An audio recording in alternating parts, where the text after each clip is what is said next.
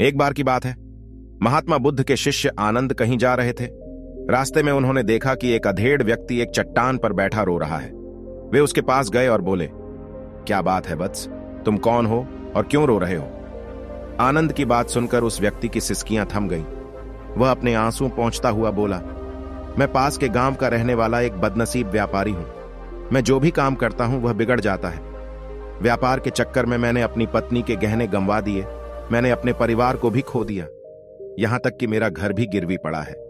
मुझे तो लगता है कि मैं किसी काम का नहीं हूं, मेरी किस्मत ही खराब है। उसकी बात सुनकर आनंद बोले, तुमसे किसने कहा वत्स कि तुम्हारी किस्मत खराब है?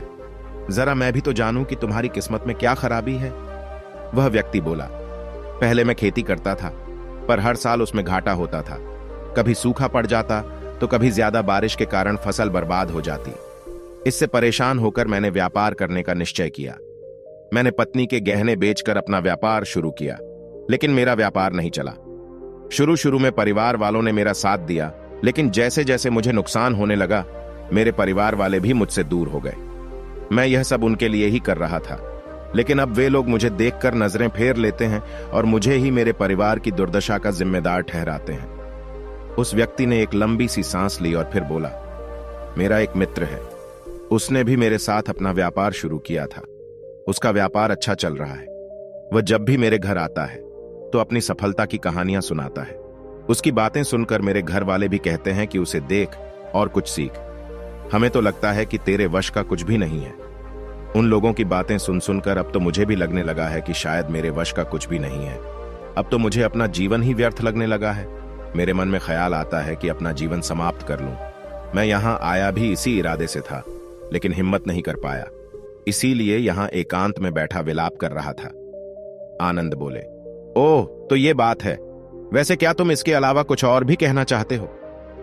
उनकी बात सुनकर वह व्यक्ति बोला, एक ओर मेरा हर काम खराब हो जाता है, दूसरी ओर मेरा मित्र है जो हर समय मुझे नीचा दिखाने का प्रयत्न करता रहता है। मुझे समझ में ही नहीं आता है कि मैं क्या करूं। आनंद बोले, क्या तुम अपने मित्र की बातें सुनकर दुखी हो जाते हो? हां, मैं उसकी बातें सुनकर स्वयं दुखी हो जाता हूं, उस व्यक्ति ने जवाब दिया। आनंद ने पूछा, तुम्हें किस बात का दुख होता है, अपने असफल होने का या फिर मित्र के सफल होने का? उनका सवाल सुनकर वह व्यक्ति एक पल के लिए सोच में पड़ गया। फिर वह बोला, अगर सच कहूं तो मुझे अपने असफल होने का उतना दुख नहीं होता है जितना कि मित्र के सफल होने का होता है। अर्थात यदि तुम्हारा मित्र असफल हो जाए तो तुम्हें खुशी होगी? आनंद ने प्रश्न किया। वह व्यक्ति बोला, हां, मुझे बहुत खुशी होगी। इसका मतलब है कि तुम्हारी खुशी तुम्हारे मित्र पर निर्भर है। आनंद बोले, अगर वह चाहे तो तुम्हें खुश कर सकता है, और अगर वह चाहे तो तुम्हें दुखी कर सकता है। तुम स्वयं से न तो खुश हो सकते हो और न ही दुखी हो सकते हो, अर्थात तुम अपने मित्र के गुलाम हो गए हो, इसलिए तुम्हारा कुछ नहीं हो सकता। ऐसा न कहे महात्मन, उस व्यक्ति ने हाथ जोड़ दिए। आपकी बातें सुनकर मुझे कुछ आशा बंध रही है। आनंद बोले, जब हम किसी से आशा बांध लेते हैं तो उस पर निर्भर हो जाते हैं। ऐसे में हमारी खुशी और दुख भी उस पर निर्भर करने लगता है। इससे बेहतर है कि तुम अपने आप से आशा बांधो। जब तुम ऐसा करोगे, साथ ही पूरे जतन से काम करोगे, तो तुम्हें सफलता अवश्य प्राप्त होगी। कहते हुए आनंद ने एक पल के लिए उस व्यक्ति की ओर देखा, फिर अपनी बात आगे बढ़ाई। तुम्हें लगता है कि तुम्हारा मित्र तुम्हें दुखी करने आता है, पर अगर विचार करो तो वह बातें तो सच्ची ही कहता है। वह अपने संघर्ष और अनुभव की बातें बताता है। तुम उन बातों से बहुत कुछ सीख सकते हो। तुम्हें इसके लिए उसका धन्यवाद करना चाहिए कि तुम्हें घर बैठे कुछ अनुभव मिल रहे हैं। तुम उन अनुभवों का लाभ उठाओ, नई शुरुआत करो, कर्म करते जाओ, हार मत मानो। एक दिन तुम्हें सफलता अवश्य मिलेगी। आज तुम जिसे अपना बुरा वक्त या बुरी किस्मत कह रहे हो, एक दिन यह बदल जाएगी। इसी के साथ तुम्हारे विचार भी बदल जाएंगे। और देखना, जब तुम्हारा अच्छा वक्त शुरू होगा, तब तुम्हारा मित्र भी तुम्हें अपनी सफलताओं की कहानियां नहीं सुनाएगा। तब वह अपनी असफलताओं की बातें बताएगा, ताकि तुम उसकी बातें सुनकर भ्रमित हो जाओ, तुम्हारा आत्मविश्वास हिल जाए और तुम गलत निर्णय ले सको। लेकिन उस समय भी तुम्हें अपनी बुद्धि का प्रयोग करना होगा। तुम्हारा मित्र जैसे आज तुम्हें दुखी करने आता है, उसी तरह उस समय भी वह तुम्हें दुखी करने आएगा।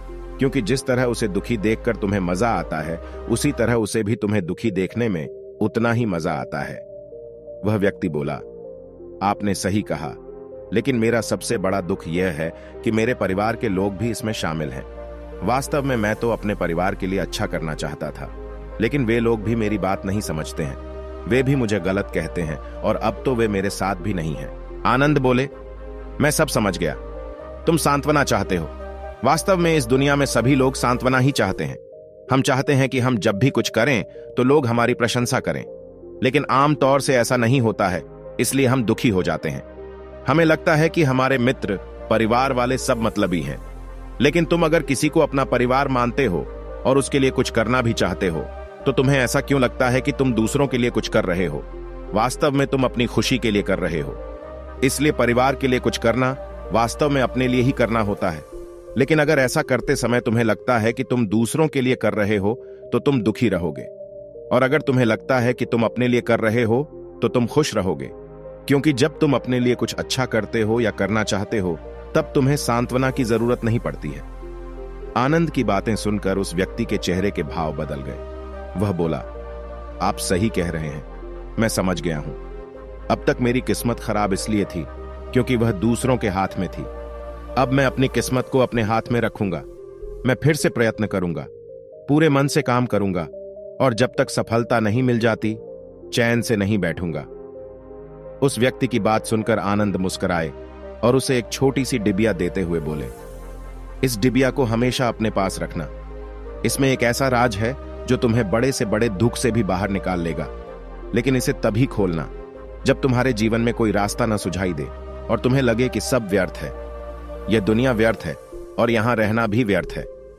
उस व्यक्ति ने आनंद को धन्यवाद दिया और डिबिया को लेकर चला गया। उसने नए उत्साह के साथ फिर से अपना व्यापार आरंभ किया। उसका व्यापार चल निकला। अपनी मेहनत और लगन के बल पर वह एक बड़ा व्यापारी बन गया। परिवार वाले भी उसके साथ आ गए और उसका जीवन हंसी खुशी बीतने लगा। अब वह भूतकाल का रोना छोड़ चुका था। वह भविष्य काल की भी चिंता नहीं करता था, बस अपने वर्तमान को संवारने में लगा रहता था। और जो कुछ भी वह करता था, वह अपने लिए करता था, अपनों के लिए करता था। इसलिए वह प्रसन्न था। उसके जीवन में अब कोई दुख नहीं था। लेकिन वक्त हमेशा एक जैसा नहीं रहता है, वह बदलता रहता है। उसके जीवन में भी बदलाव आया। एक दिन उसके राज्य पर पड़ोसी राजा ने चढ़ाई कर दी। उसने इस राज्य पर अपना कब्जा कर लिया। उसके सैनिकों ने चारों ओर लूटमार मचा दी। उन्होंने व्यापारी का सारा धन लूट लिया। उसके घर में आग लगा दी। जान बचाने के लिए उसे अपने परिवार के साथ वहां से भागना पड़ा। वह व्यक्ति अपने परिवार के साथ कई दिनों तक इधर उधर भटकता रहा। वह दाने दाने को मोहताज हो गया। उसका बच्चा बीमार हो गया। इलाज के अभाव में वह तड़पने लगा। यह देखकर उसका हृदय चीत्कार कर उठा। वह कैसे अपने बच्चे का इलाज कराए? उसके पास तो खाने के लिए भी पैसे नहीं थे। ऐसे में उसे एक बार फिर निराशा ने घेर लिया। उसे लगने लगा कि उसका जीवन व्यर्थ है, सारी दुनिया व्यर्थ है, किसी भी बात का कोई मतलब नहीं है। भले ही आप जीवन में कितना भी कुछ कर लो, कितनी भी सफलता हासिल कर लो, पर अंततः यह जीवन समाप्त ही होता है। तो फिर ऐसे में जीवित रहने का क्या फायदा? इससे तो अच्छा है कि वह अपना जीवन समाप्त कर ले। लेकिन तभी उसके दिमाग में आनंद की दी हुई डिबिया कौंध उठी। उसने उत्सुकता के साथ उसे खोला। डिबिया के भीतर एक पर्ची रखी हुई थी। पर्ची पर कुछ लिखा हुआ था।